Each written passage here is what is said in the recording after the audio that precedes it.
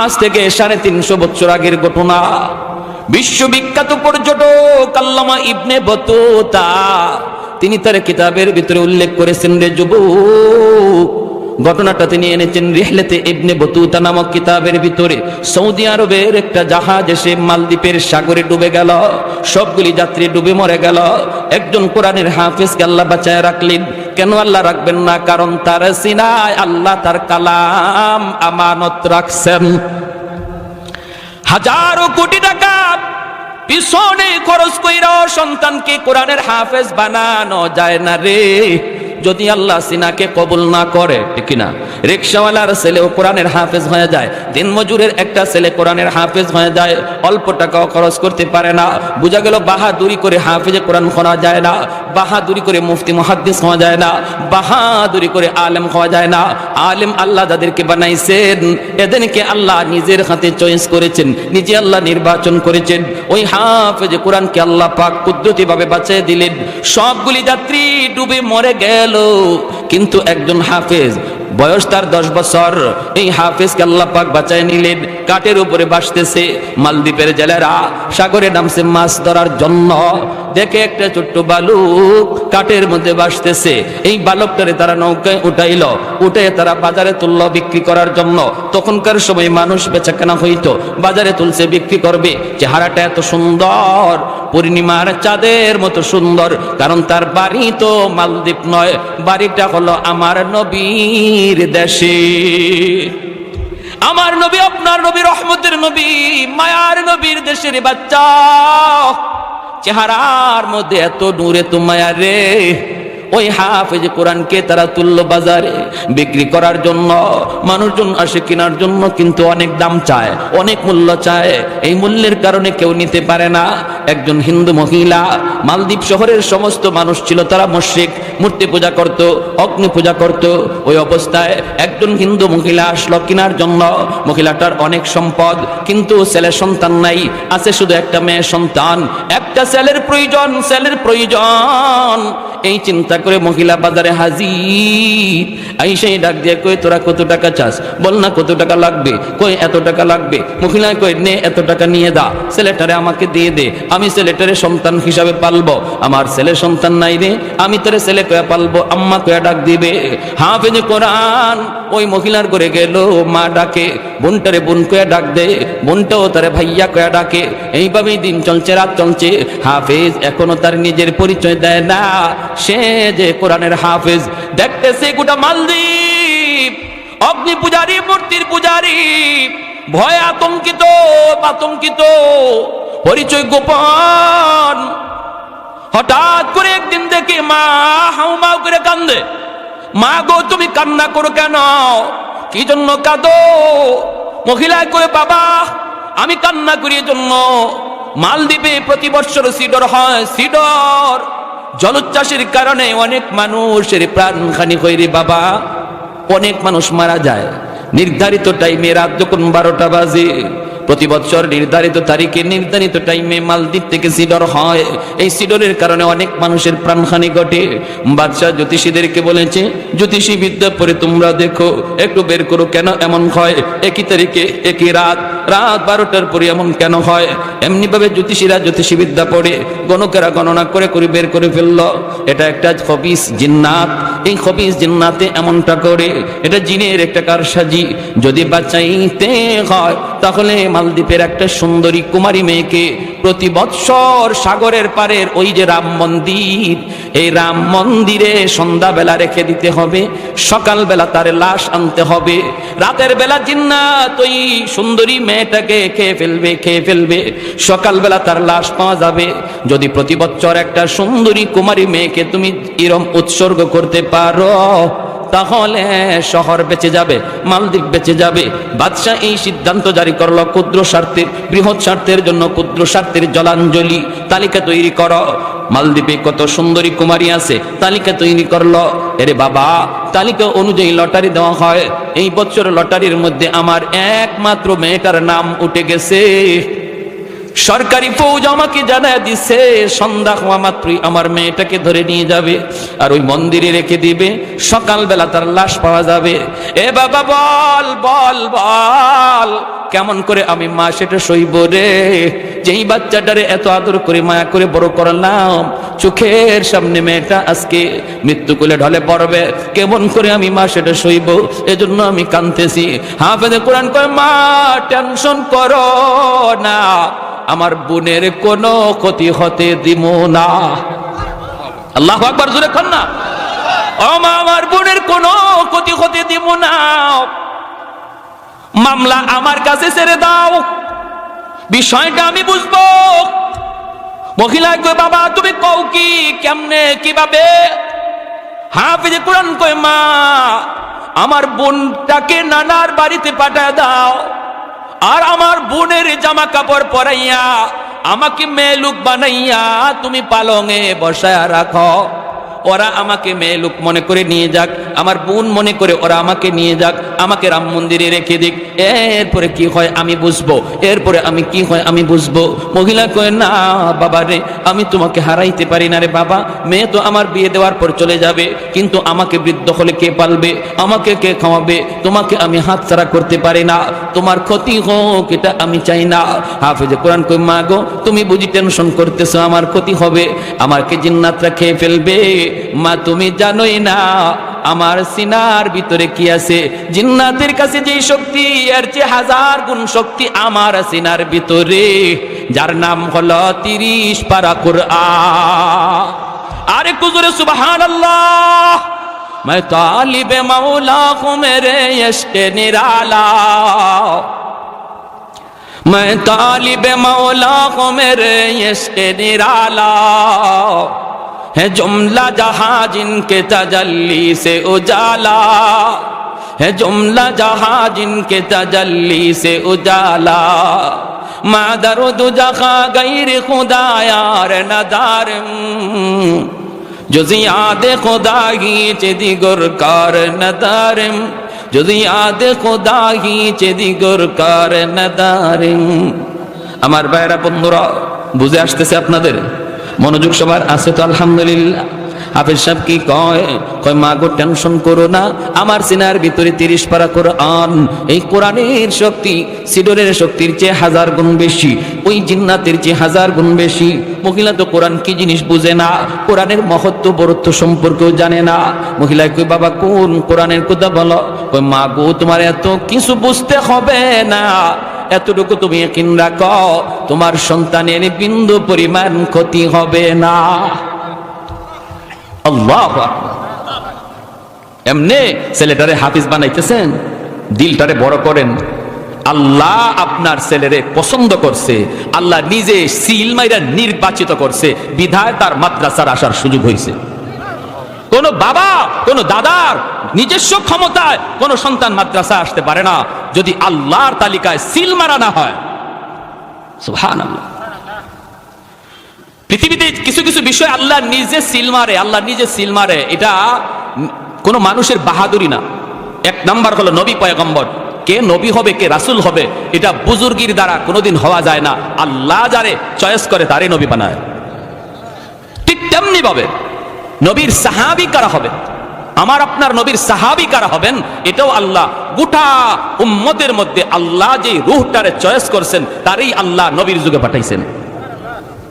আর এই যুগে কারা নবীর নায়েব হবে, কারা নবীর নায়েব হবে, কারা নায়েবে নবী হবে, নায়েবে রাসূল হবে, আলেম হবে, মুফতি হবে, মুহাদ্দিস হবে, এটাও কোনো মানুষের হাতে না, আল্লাহর হাতে।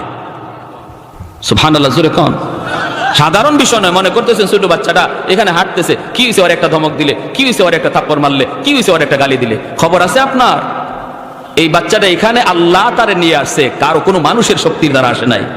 অতএব তার কলিজায় যদি ব্যথা লাগে, তার সাথে যদি বেয়াদবি হয়, আল্লাহর কুদরতি কলিজায় ব্যথা লাগে, আল্লাহর কুদরতি কলিজায় ব্যথা লাগে। আল্লাহ সইতে পারে না, আল্লাহ বরদাশত করতে পারে না। ছোট্ট একটা হাফেজ সাহেবের সাথে, ছোট্ট একটা বাচ্চার সাথে যদি আপনি খারাপ আচরণ করেন, এটা আল্লাহ সইতে পারে না। এটা আল্লাহ নিজের হাতে আনা, আল্লাহর কুদরতি হাতে আনা। এখন মহিলা তো টেনশনের ভিতরে পড়ে গেছে। সন্ধ্যাবেলায় সরকারি ফৌজ আসছে, সেই দরজায় নক করেছে, টক টক টক টক। মহিলা যেই মাত্র দরজা খুললো, খুইলা দেখে সরকারি ফৌজ।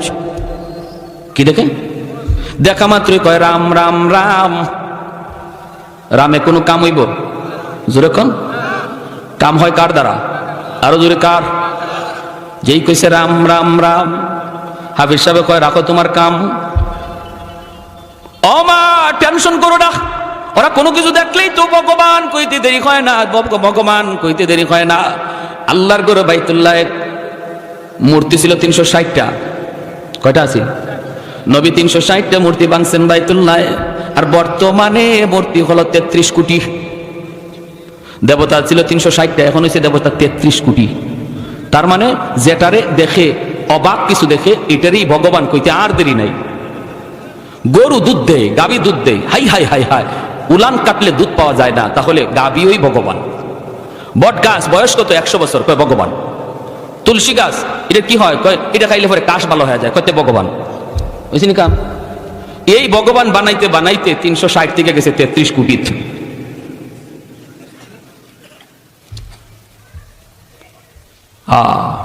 উসমান হারুনি রহমতুল্লাহ আলাইহি, আপনাদের আগ্রহ দেখে আমি বয়ানটা একটু বাড়াইতেছি, অসুবিধা হইতেছে আপনাদের? সবার মনোযোগ আছে আলহামদুলিল্লাহ। আর আসছিও তো কম দূর থেকে না, আর ফাইসি আপনারা আজকে আর সারমু না। ও মা গো, আর আমারও এমনি যাওয়া কালকে, আমার রাত্রে যাওয়ার কোনো সুযোগও নাই, বিমানের টিকিট হলো 11টায়, তো সারা রাত কাটাইলে অসুবিধা। আল্লাহ আমাদের এই বসাকে নাজাতের উসিলা বানাও, সবাই বলে আমিন। এখন উসমান হারুনি রহমতুল্লাহ আলাইহি, মঈনুদ্দিন চিশতি রহমতুল্লাহ আলাইহি উস্তাদ, ইনি একদিন খাদেম নিয়ে শীতের রাত্রে বের হয়েছেন, আর বলতেছেন বাবা একটু অজু করব, পানিটা ঠান্ডা, দেখ না একটু আগুন নি পাওয়া যায়। খাদেম যায় দেখে কিছু মানুষ আগুনের পূজা করতেছে। আগুন যে ভগবান কয়, আগুনের পূজা করে। খাদেম যায় কয় বাইরে একটু আগুন দিবা নি। অগ্নি পূজারীরা কয় কেন? কয় আমার উস্তাদ পানি গরম করবো অজু করার জন্য। অগ্নি পূজারীর দল তখন কয় এ শেখ মুসলমান, কস কি তুই? আমরা আগুনকে পূজা করি, দেবতা বলি, আগুন আমরা কোনো শেখরে দিব না, কোনো মুসলমান রে দিব না। খাদেম গেছে যায় কয় উস্তাদ জি, আগুনের সংবাদ তো পেয়েছি, সন্ধান পেয়েছি, কিন্তু ওরা আগুন দিতে রাজি না। কেন আগুন দিবে না? কয় ওরা আগুনের পূজা করে, আগুনকে ভগবান কয়, আগুনের সামনে উলু উলু উলু উলু দেয়। তখন উস্তাদজি কয় চলো আমাকে নিয়ে চলো। ওসমান হারুনি তিনি নিজে আসলেন, আইসে বলতেছেন বাইরে একটু আগুন দেও না, দিলে তো কোনো ক্ষতি হবে না। কয় ক্ষতি বুঝি না, লাভ লস বুঝি না, মুসলমানরে আগুন দেওয়া যাবে না, কারণ আগুন আমাদের ভগবান, আগুন আমাদের খোদা, এটা কোনো মুসলমানরে দেওয়া যাবে না। উসমান হারুনি কয় আগুনের পূজা কতদিন যাবত করো? কয় 70 বছর যাবত। এর আগে কেলায় করছে, এর আগে বাপে করছে, এর আগে কে করছে? কয় দাদা করছে, দাদাই করছে, বাপে করছে, আমরাও করি। উসমান হারুনি কয় এতদিন যাবত আগুনের পূজা করো, কেন করো? কয় করি এজন্য মরণের পরে আগুন আমাদেরকে জ্বালাবে না, আগুন একটু মায়া করবে, এজন্য আমরা আগুনের পূজা করি। উসমান হারুনি কয় মরণের পরে আগুন তোমাদের মায়া করবে কি করবে না, একটু দুনিয়াতে টেস্ট করে দেখো। কইটা আবার কেমন? পুরা বডি আগুনে দেওয়া লাগবে না, আঙ্গুল দিয়া দেখো। যদি আঙ্গুল না জ্বালায় তাহলে বুঝবা 70 বছর 80 বছরের ইবাদত কাজে লাগছে। আর যদি আঙ্গুলটারে আগুনে জ্বালায় তাহলে বুঝবা আগুন আরো ক্ষেপে রইছে, মরণের পরে ইচ্ছা মতো চুবাইব। কই মৌলবী তোমার তো বুদ্ধি বড় ঢাট, তুমি আসছো আমাদেরকে আগুনে পোড়ায় মারবা? আরে আগুনের স্বভাবই তো জ্বালানো। উসমান হারুনি কয় না না, আগুনের স্বভাবই জ্বালানো নয়, আগুনের মালিক, আগুনের মালিকের ইশারায় আগুন জ্বালায়। যদি এমন না হতো ইব্রাহিম খলিলুল্লাহকে কেন আগুন জ্বালাইল না? মূসা কালিমুল্লাহ, তুর পাহাড়ে আগুন জ্বলে, গোটা তুর পাহাড়টা জ্বলে ছাই ছাই, কিন্তু মূসা কালিমুল্লাহর একটা পশম পর্যন্ত আগুন জ্বালাইল না। বুঝা গেল আগুন নিজস্ব জ্বালায় না, আল্লাহর ইশারায়। অগ্নি পূজারী না কয় মৌলবী মুসা বুঝি না, ইব্রাহিম বুঝি না, তুমি কিছু পারবা কিনা দেখাও, তুমি কিছু পড়তে পারো কিনা বোঝাও। উসমান হারুনি কয় তাহলে তোমরা বুঝি দেখতে চাও আগুন নিজস্ব ক্ষমতায় জ্বালায় না, তোমরা দেখতে চাও? বলে হ দেখতে চাই। উসমান হারুনি সাথে সাথে একটা ছোট বাচ্চা পাশে দাঁড়ায় রয়েছে, ওদেরই একটা বাচ্চা, এই বাচ্চাটারে কুলে নিয়ে আল্লাহু আকবার বইলা একটা লাফ দিয়া আগুনের ভিতরে চলে গেলে।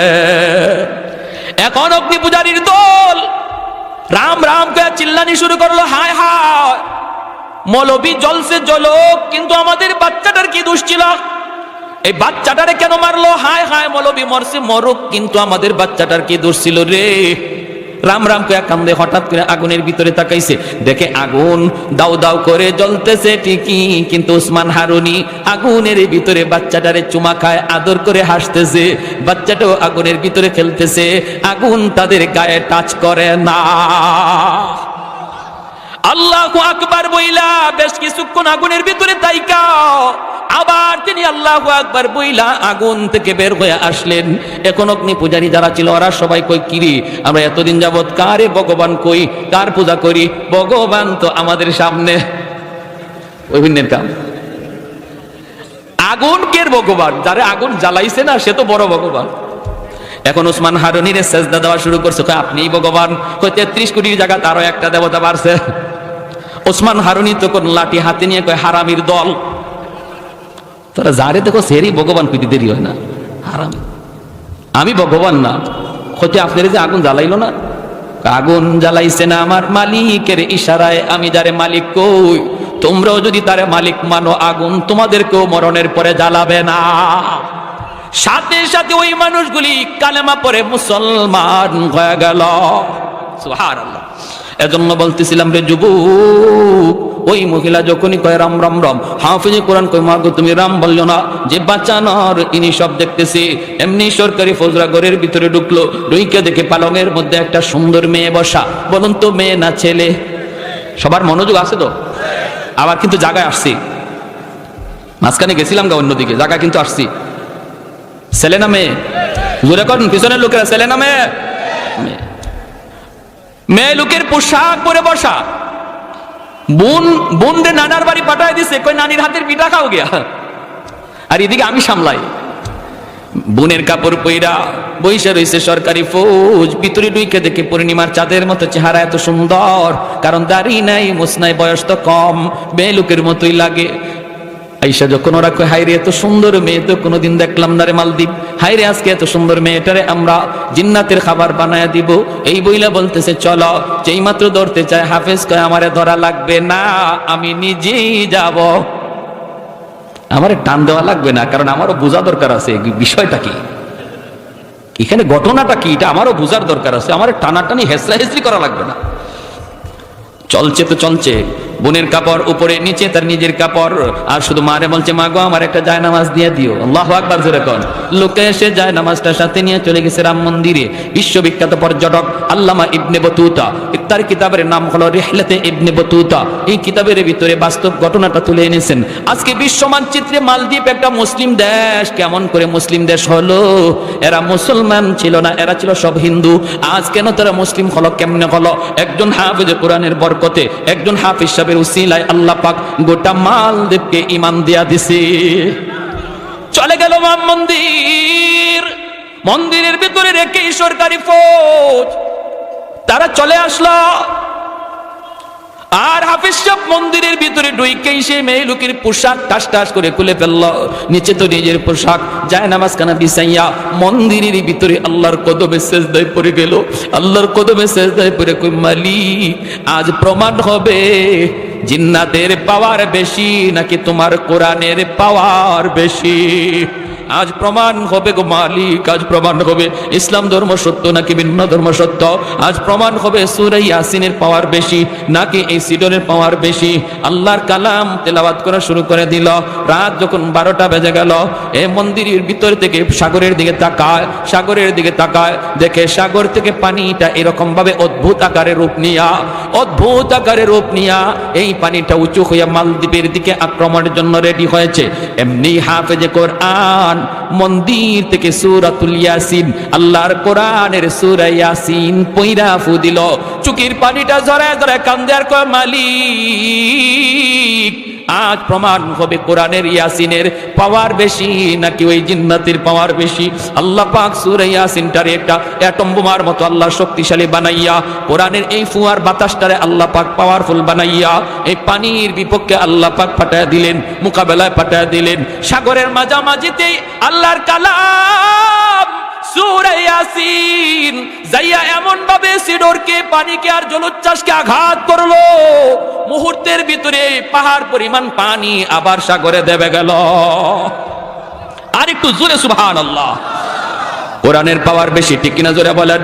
আহাদুল লাইসা কামিসলি সামাদুল লাইসা কাফাদলি লিমানিল মুলকু তুগুই তো সাজাওয়ার খুদাই তো খুদাওয়ান্দে ইয়ামিনি তো খুদাওয়ান্দে ইয়াসারি তো খুদাওয়ান্দে জামিনি তো খুদাওয়ান্দে সামাই তো রহিমি তো করিমি তো সামিঈ তো বাসিরি তো মুইদ্দি তো মুদিল্লি তো মালিকিল আরশি বাজাই।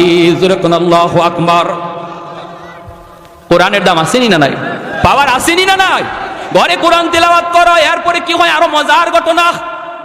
তেলাওয়াত যদি ঘরের ভিতরে হয়, ঘরের ভিতরে শক্তি চলে আসে। তুমি যদি হালাল হারাম মাইনা চলো আল্লাহর গোলাম, তুমি যদি মানুষের হক নষ্ট না করো রে যুবক, প্রতিবেশীর সাথে ভালো আচরণ করো, তার জমি তুমি দখল কইরো না, না না মানুষকে অন্যায়ভাবে কলিজায় আঘাত দিও না, না স্ত্রীর সাথে খারাপ আচরণ কইরো না, সে তো তোমার ঘরে মজলুম, সে তো তোমার ঘরে দুর্বল, তুমি স্ত্রীর সাথে খারাপ আচরণ কইরো না, তুই তুকার কইরো না, মারধর কইরো না। আল্লাহ বলে আশিরু হুন্না বিল মারুফ, তোমরা তোমাদের স্ত্রীদের সাথে ভালো আচরণ করো। আমি আল্লাহ তোমাদেরকে উপদেশ দিচ্ছি, কারণ এই মেয়েটা বাবার ঘরে ছিল, ভাইয়ের কাছে ছিল, মা বাবা ভাই বোন সব সাইরা স্বামীর হাত ধরে অচেনা অজানা জায়গার মধ্যে চলে এসেছে। এই এলাকার মানুষগুলি কেমন আল্লাহর বান্দি জানে না, এই ঘরের মানুষগুলি কেমন তাও জানে না, শ্বশুরের মেজাজ কেমন জানে না, শাশুড়ির মেজাজ কেমন জানে না, ননদের মেজাজ কেমন জানে না। সব কিছুকে মায়ার মানুষ, মহব্বতের মানুষগুলাকে পর কইরা অচেনা মানুষগুলিকে আপন বানাইয়া যেই মহিলাটা চিরদিনের জন্য স্বামীর হাত ধরে আসলো, এই ঘরে স্বামী ছাড়া তার আপন বলতে কেউ নাই।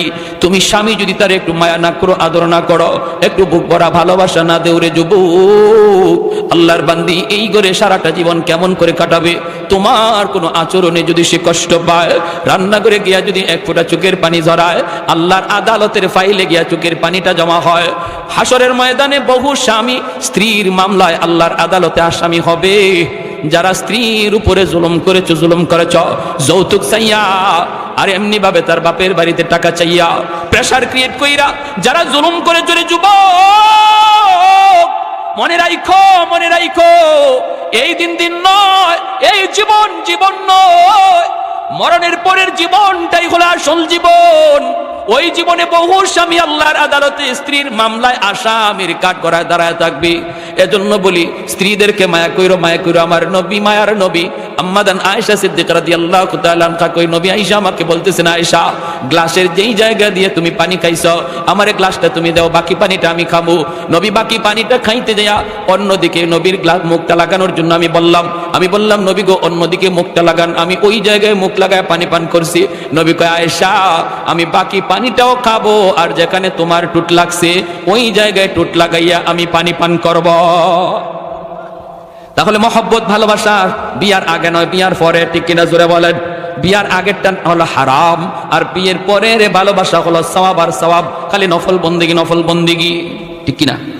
তুমি যদি এই সমস্ত বিষয়গুলি মান্য চলো, আর মানুষের হক ঠিক মতো আদায় করো, মানুষের হক যদি নষ্ট না করো, ঘরে যদি কোরআন তেলাওয়াত হয়, তোমার ঘরেও আল্লাহ পাক ওই রকম কুদরতি শক্তি দেয়া দেয়, কুদরতি শক্তি। ফজরের পরে ওই লোকগুলা আসছে এই লাশ নেওয়ার জন্য, সরকারি ফৌজ মন্দিরে আসছে লাশ নিব, আইসা দেখে লাশের কোনো বংশ নাই, এই মন্দিরে বৈশা এক হাফিজে কোরআন তেলাওয়াত করতেছে। সরকারি ফৌজ রে কয়, কি ব্যাপার, লাশ কই, লাশ কোথায়? হাফিজ সাহেব হাসে আর কয়, লাশ তোমরা কোথায় পাইছো?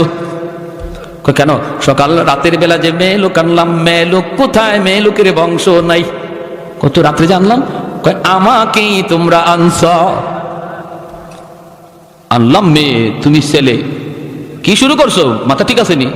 হাফেজে কোরআন কয়, আমার মাথা পুরাপুরি ঠিক আছে, তোমাদের মাথা গেছে। আমার বোন রে নানার বাড়ি পাঠায় দিয়েছি, বোন তো নানার বাড়ির পিঠা খায়, আমি তো বোনের কাপড় পরে এখানে বসাছিলাম, আমাকে মেয়ে লোক মনে করে তোমরা নিয়ে আইছো। এমনি সরকারি ফৌজরা কও কি তুমি যুবক রে বালক, তুমি কও কি তাহলে তুমি যে মরলা না, সিডর হলো না, ঘটনা কি? হাফিজ সাহেব কয়, তোমরা কি মনে করছো সিডর আমাকে মেরে ফেলবে, খেয়ে ফেলবে? এই আহাম্মকের দল, তোমরা জানোই না, জানোই না আমার সিনার ভিতরে কত পাওয়ার। আল্লাহ আমার সিনার ভিতরে 30 পারা কোরআন রেখে দিয়েছে, যার পাওয়ার হলো সিদরের চেয়ে হাজার হাজার গুণ বেশি। আমি তো আল্লাহর কালামের 30 পারা কোরআন তিলাওয়াত করি না, মাত্র সূরা ইয়াসিন পড়া ফু দিলাম, এতেই সিডরের জায়গায় দেবে গেল, সামনে আসার সাহস পেল না, আমারও কোনো ক্ষতি হলো না। তোমরা কি শুরু করছো? জিন্নাতের সাথে তোমরা পারো না, সমস্ত ক্ষমতা লইয়া জিন্নাতের সাথে পারো না। আর মুসলমান কোরআন লাগে না, বরং কোরআনের একটা সূরা পইরা ফু দিলে জিন্নাতের অস্তিত্ব থাকে না, ঠিক না? হ্যাঁ, উলামায়ে কেরামরা জিন্নাতরা খুব ভয় পায় এজন্য, কারণ এদের সিনায় কোরআন আছে, খুব ভয় পায় জিন্নাতরা। আমার এক ওস্তাদ ছিলেন সিলেটে, রমজান মাসে হুজুরের ছাত্রদেরকে পড়াইতেন। হুজুর অন্ধ ছিলেন, অন্ধ, চোখে দেখতেন না। আমরা সরফ নৌ পড়ার জন্য হুজুরের কাছে যাইতাম। আমি রমজান মাসে গেছি একবার ট্রেনিং এ, যাইতেই ক্লাসে যখন বসছি, হুজুর আসবেন এর আগে আরেক ওস্তাদ আসছেন, এসে বলতেছেন, বাবা তোমরা তো এখানে বসছো ক্লাসে, কিন্তু মনে রাখবা হুজুরের ক্লাসে শুধু তোমরা না, আরেকটা জাতি আছে, এই জাতি তোমাদের মতোই মানুষের বেশ ধরে ক্লাসে বসছে হুজুরের ক্লাস শোনার জন্য, বেয়াদবি করবা না, যদি করো ক্ষতি হয়ে যাবে। এই কথা শোনার পরে আমরা ছোট মানুষ, আর কলিজার পানি আছে। গেলাম হুজুরের কাছে রাতে, ঘটনা কি শুনলাম যে হুজুরের এখানে রাত 12টার পর অত্র এলাকার যত জিন্নাত আছে, সমস্ত জিন্নাতদের ভিতরে যত মারামারি ঝগড়া ফাসাদ হয়, সব বিচার হুজুর নিজে করেন রাত 12টার পরে। জিন্নাতদের ভিতরে যত মারামারি ঝগড়া ফাসাদ, এর বিচার হুজুর করে রাত 12টার পরে। আমারে খুব মায়া করতেন হুজুরে, খুব মায়া করতেন। একদম ক্লাসের সামনে বসতাম, কিতাবের ইবারত আমি পড়তাম, আর আমারে খুব মায়া করতেন। এশার নামাজ পড়ে তারাবি হইল, তারাবির পরে আমি একদিন গেলাম হুজুরের কাছে, তাই যাই গিয়ে খেদমত করতেছি, অন্ধ, যাই আগে হাতে ধরতেই বুঝে ফেলতেন, নাসির আসছো? আমি জি হুজুর। তো পাটি পাইতেছি, টিপাইতেছি। আমার আজকে উদ্দেশ্য হইল আরেকটা, আমার উদ্দেশ্য হইল আজকে রাতে 12টার পরেও আমি যাবো না, আমার দেখতে হবে বিচার কেমনে হয়। এখন 12টা কাছে যেতেছে, 11টা হয়ে গেছে, 11:30 বাজে। হুজুর বলতেছে, নাসির কয়টা বাজে? আমি হুজুর 11:30টার কাছাকাছি। বাবা চলে যাও। আমি তো লড়ি না, আমি বলতেছি হুজুর আমার দেখতে মন চায়। হুজুর কয়, বাবা ভয় পাবা, চলে যাও, ভয় পাবা। হুজুর বলতেছি না, ভয় পাবা, যাও।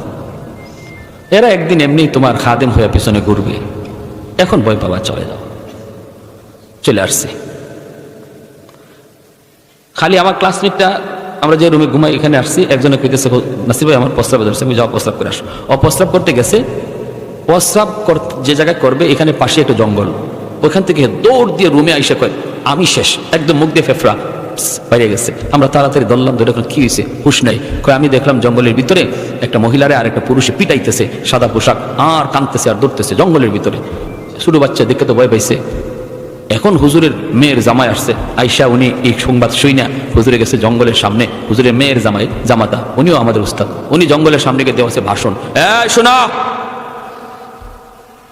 আব্বা এত করে কইল তোমাদেরকে যে কোনো ছাত্রের সামনে তোমরা এমন কোনো কাজ কইরো না যে কাজে ছাত্ররা ভয় পায়, কারণ এরা নবীর মেহমান, এরা নবীর মেহমান, এরা নবীর মেহমান। অতএব আজ যেটা করছো বিচার কি হবে ভালো করে বুঝে যাইও। এই কথা কইয়া উনি জঙ্গলের সামনে এক ভাষণ দিচ্ছেন, জঙ্গলের সামনে।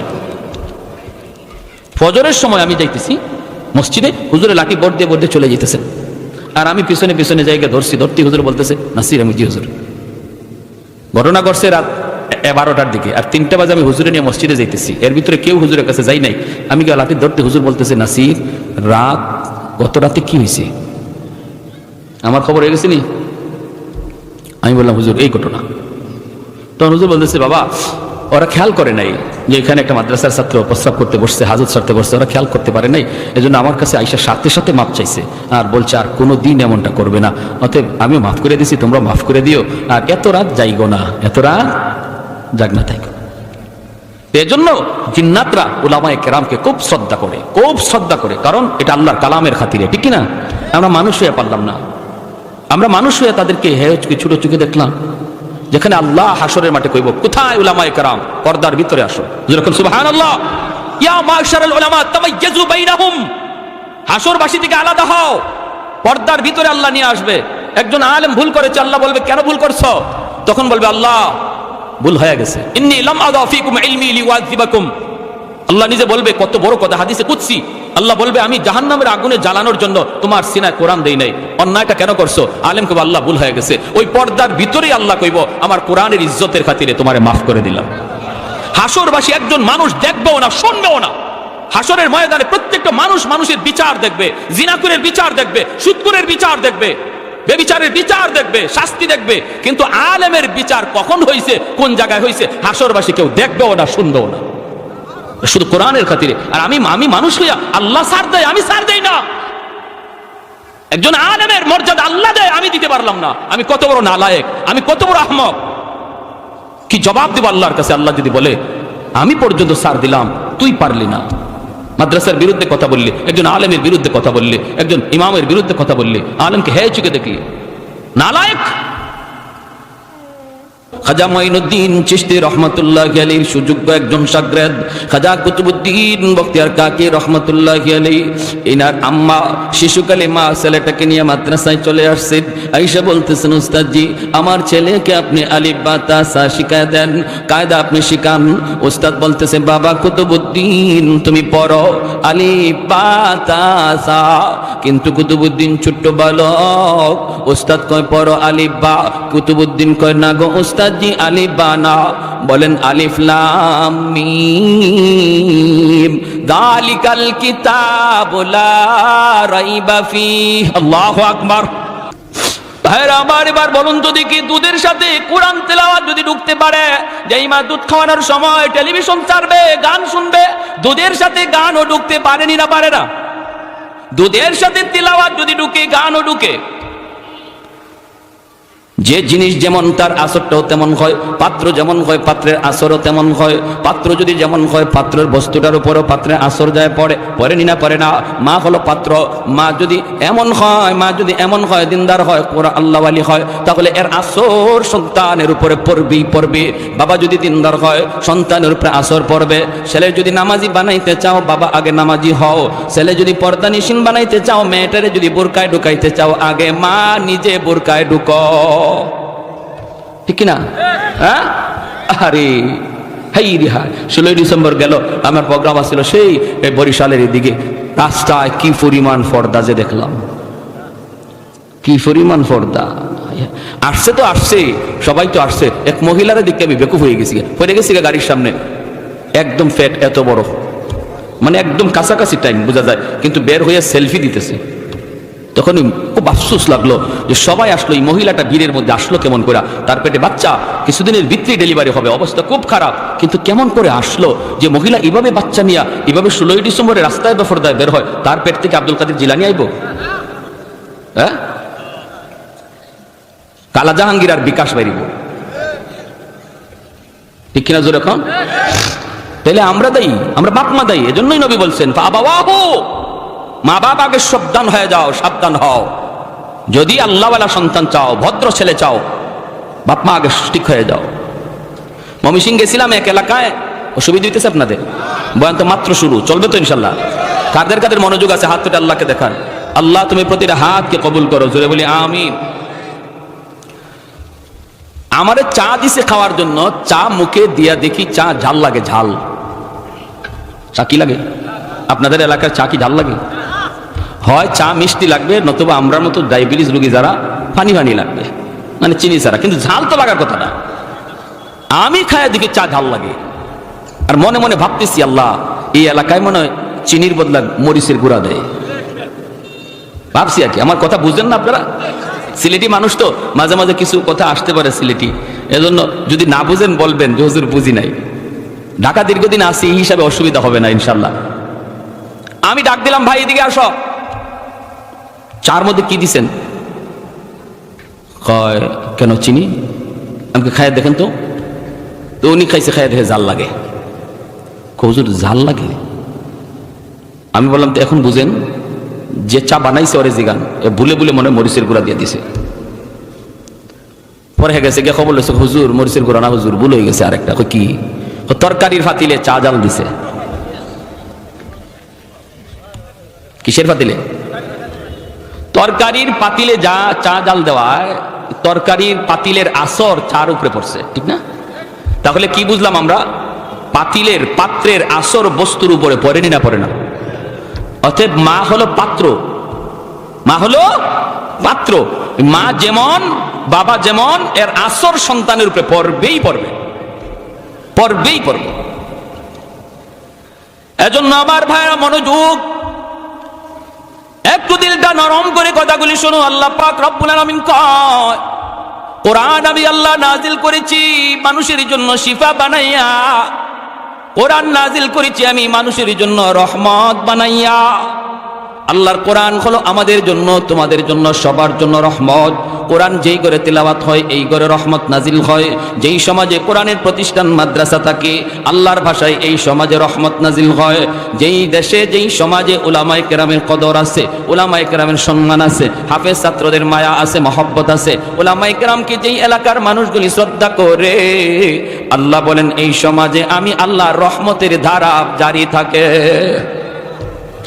ভাইরে আমার একটু মনোযোগ দিয়ে শুনো, কোরআন হলো রহমত টেনে আনার চুম্বক। যেই এলাকায় রহমত থাকে এই এলাকায় গজব আসে না, যেখানে রহমত থাকে না সেখানে গজব নেমে আসে। আল্লাহর কোরআনের খাতিরে রহমত নেমে আসে, গজব দূরে চলে যায়। আল্লাহর কোরআনের প্রতিষ্ঠান যদি মাদ্রাসায় না থাকে, যদি মাদ্রাসা না থাকে, এলাকার মানুষ যদি মাদ্রাসাকে কদর না করে, উলামায়ে কেরামকে যদি সম্মান না করে, তাহলে রহমতের দ্বারা বন্ধ হয়ে যাবে।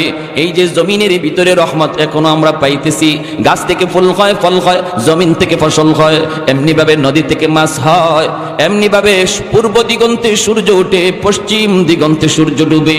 যত প্রকারের নিয়ামত আর রহমত আমরা পাই, আল্লাহ বলেন সমস্ত রহমত আমি কোরআনের খাতিরে নাজিল করি। ঘরে যদি কোরআন তেলাওয়াত হয় ঘরে রহমত আসে, ঠিক কিনা? আজকে মুসলমানের ঘরে কোরআন তেলাওয়াত নাই বললেই চলে। পবিত্র শবে কদর আর রমজান মাস আসলে আমরা কোরআনকে কিছুটা নামাই, কিছুটা দেখি। প্রতিদিন মুসলমানের ঘরে টেলিভিশন অন হয়, টেলিভিশন চলে কিন্তু কোরআন চলে না। মুসলমানের চিত্র এমনটা হওয়ার কথা ছিল না রে যুবক। ঘরে ঘরে প্রতিদিন কোরআন তেলাওয়াত হওয়ার কথা ছিল। এই কোরআন তেলাওয়াত যদি ঘরে ঘরে হইতো, আমার মা বোনেরা যদি এখনো কোরআন তেলাওয়াত প্রতিদিন করত, তাহলে ঘরে এত অশান্তি থাকতো না, স্বামী স্ত্রীর ভিতরে এত দূরত্ব থাকতো না, ভাই ভাই এত দ্বন্দ্ব থাকতো না, বাপ বেটার ভিতরে এত দূরত্ব আসতো না, এতটা অভাবের ভিতরে আমাদের পড়তে হতো না। আল্লাহ পাক রব্বুল আলামিন কোরআন তেলাওয়াতের খাতিরে আল্লাহ রহমত নাজিল করত। বাইরে আপনার ঘরে রহমত ঢুকতে চায় কিন্তু দরজা পায় না। রহমতের দরজা আপনি নিজে বন্ধ করে রেখেছেন, গজব খোলা রেখেছেন। প্রতিদিন যদি নাটক সিনেমা চলে তাহলে গজবের দরজা খোলা। প্রতিদিন কোরআন তেলাওয়াত হয় না, রহমতের দরজা বন্ধ। আপনার ঘরে আল্লাহর দেওয়া রহমত ঢুকতে চায় কিন্তু রহমতের দরজা খুঁজে পায় না। হুজুরদেরকে ডাইকে দোষ দিয়া কোনো লাভ নাই। হুজুরদের পানি পড়ায় কাম হয় না, তাবিজ পড়ায় কাম হয় না। এমন দোষ উলামায়ে কেরামকে দিয়া কোনো লাভ নাই। উলামায়ে কেরাম কোরআনের আয়াত পড়া ফু দেয়, এই ফু আপনার ঘরে ঢুকতে চায়, যায় দরজা পায় না। রহমতের দরজা আপনার ঘরে যায় পায় না, কারণ আল্লাহর কালাম রহমতের দরজা ছাড়া ঢুকে না। রহমতের দরজা ছাড়া ঢুকে না, গজবের দরজা খোলা। এজন্যই আজকাল তাবিজ পড়া, পানি পড়ায় কোনো কাম হয় না। হুজুরদের দোষ না। আগের হুজুররা যে কোরআন পড়ে ফু দিত, এখনের হুজুররাও এই কোরআন পড়েই ফু দেয়। কিন্তু আগের জমানায় কোরআন রহমতের দরজা গিয়ে খোলা পাইত, এখন মুসলমানের ঘরে দরজা খোলা পায় না। এক সময় আগে গ্রামের ভিতর দিয়ে ঢুকলে ফজরের পর কোরআন তেলাওয়াতের আওয়াজ শোনা যেত। আমাদের মুরব্বীরা তেলাওয়াত করত, মা বোনেরা তেলাওয়াত করত। একটা ঘরের পাশ দিয়ে যাইবেন ফজরের পরে, গুনগুন করে কোরআন তেলাওয়াত সূরা ইয়াসিনের আওয়াজ শোনা যেত। আর এখন মনে হয় ফজরের পরে গ্রামের সব মানুষ মরে গেছে। চুর মনে হয় রাতে চুরি না কইরা ফজরের পরে চুরি আরো সহজে করতে পারবো, ঠিক না? ফজরের টাইমে মনে হয় আরো ভালো করে চুরি করতে পারে, এমন ঘুম। কারণ রাত 3টা পর্যন্ত সজাগ, তো ঘুমটা লাগছেই ফজরের টাইমে। High high high high. নতুবা আল্লাহর কোরআনের আসর আসেনি না নাই? আমাদের সিলেটের একজন বুজুর্গের ঘটনা বলবো। নুরউদ্দিন ঘাটপুরি রহমতুল্লাহ আলাইহি বহুত বড় এক বুজুর্গ ছিলেন, আল্লাহর ওলি। শনি মঙ্গলবারে হুজুরে পানি পড়া দিতেন, আর মানুষজন হাজারো মানুষ এসে ভিড় করত পানি পড়া নেওয়ার জন্য। বোতলে নিয়ে আসতো পানি, হুজুর পানি ফু দিবেন আর ওরা পানি নিয়ে যাবে। আছে না আপনাদের এলাকায় এরকম? আল্লাহওয়ালারা এরকম দেয়, উলামায়ে কেরাম ফু দেয়। তো হুজুর খুব ব্যস্ত মানুষ, হাজার হাজার মানুষের বোতলে ফু দিবেন কখন, আর এই টাইম কই? এজন্য হুজুরে মাদ্রাসার সামনে বিশাল এক পুকুর আছিল, এই পুকুরের মধ্যে ফু দিয়া চলে যাইতেন। কি বুঝলেন?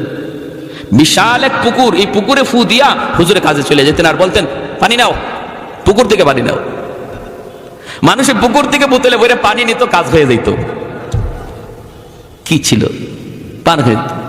এখন হুজুরের এক ভক্ত, সিলেটি মানুষ, লন্ডন থেকে আসছে, আইসা কো হুজুর আমারে এক জারা পানি ফরা দিন। হুজুর কো পানি ফরা? পানি তো আমি ফু দিলাম পুকুরে, তুমি এখান থেকে নিয়ে যাও। কো হুজুর আমার ইয়াকিন হয় না। কি হয় না? ইয়াকিন হয় না। আপনি পুকুরের এই পারে ফু দিছেন, এই ওই পারে গেল কেমনে? এত বড় পুকুরের এক কোনায় ফু দিছেন, আরেক কোনায় যায় কিভাবে? হুজুর আমার সন্দেহ। হুজুর আমার বিশ্বাস হয়, কারণ আপনি অনেক বড় বুজুর্গ হইতে পারে, কিন্তু আমার প্রশান্তি হয় না। আমার অন্তরে প্রশান্তির জন্য হুজুর আমি খুব কষ্ট করে আসছি লন্ডন থেকে, আপনি আমার এই জগটার মধ্যে একটা ফু দেন। তো হুজুর বলে তোমার ইয়াকিন হয় না? তো ঠিক আছে ফু দেই, তুমি ভালো করে জগ ধরো। কাচের জগ, এই জগে পানি নিয়ে আসছে। আমাদের উস্তাদগণ পাশে ছিলেন, ওনারা নিজের চোখে দেখছেন। আল্লাহর ওলি বলতেছেন তুমি ধরো, ভালো করে ধরো। হুজুর দুই হাতে ধরছি তো। ধরে রাখো। হুজুরে আল্লাহর কালাম করে ফু দিছেন, দিতে দেরি আর কাচের জগ টাস টাস করে ভাঙতে দেরি হলো না। ওই যে জায়গাখান ধরা ছিল শুধু এই জায়গাটাই আছে, আর বাকি সব মাটির পড়ে গেছে ঝরঝরায়া। কই গেল পানি? তাহলে আল্লাহর কালামের মধ্যে অ্যাকশন আসেনি না নাই? ফখরে বাঙ্গাল রহমতুল্লাহি আলাইহি এক নাস্তিক কয়, হুজুর মানুষদেরকে আর কত ধোঁকা দিবেন? কিরকম? ওই যে মানুষ হুজুর একটা ফু দেন, ফু দেন, আর আপনি একটা ফু দিয়ে দিলেন। এটা কি হলো? এটা আমিও তো দিলাম, কি হয়েছে? মানুষ আর কত ধোঁকা দিবেন? নাস্তিক তো, কোরআন মানে না, আল্লাহ মানে না, ঠিক না? এদের কথা তো এমনই। তা আল্লাহর ওলি বলতেছে ট্রেনের মধ্যে, আল্লাহর ওলি বলে ও আমরা কোরআন করে ফু দেই, যে এই ফুর মধ্যে ফুতে তোমার বিশ্বাস হয় না, তোমার ধোঁকা মনে হয়? না আমার কোনো বিশ্বাস হয় না। ফুতে আবার কি হয়? ফু একটা বাতাস, এই বাতাসের মধ্যে আবার কি আছে? হুজুর কয় তুমি বুঝবা কেমন করে? তোমার তো জন্মের ঠিক নাই, তোমার তো কিসের ঠিক নাই? হুজুর কিন্তু গালি দিচ্ছেন না, বুঝাইতেছেন, বুঝেন কথাটা। হ্যাঁ কয় এ হুজুর মানুষই আমার এমন গালি, হে হাত গুছাই লিছে, বুঝছেন নি? চেহারা টেহারা লাল হয়ে গেছে, বডি ফুলে গেছে। কত বড় কথা! যার সন্তান, অবৈধ সন্তান, কার না গুসা উঠবে? হ্যাঁ চেহারা ফুইলা গেছে একদম, মানুষের জাপড়ায় ধরছে। এই মেয়ে কি হয়েছে? হুজুরের সাথে লাগছো? লাগবো না হুজুর, আমার কেমন বকা দিছে শোনো না। কি কইছেন হুজুর? হুজুর না আমি বেশি কিছু কই নাই তো, আমি কইছি শুধু তার জন্মের ঠিক নাই। মানুষে না হুজুর কথাটা একটু বেশি হয়ে গেছে গালিটা। হুজুর বলে না আমি গালি দেই নাই তো, তারে আমি বুঝাইছি যে বাতাসে অ্যাকশন আছে। কিরকম? আমরা যে কোরআন পড়ে ফু দেই, বাতাস দেই, এটা সে বুঝে না।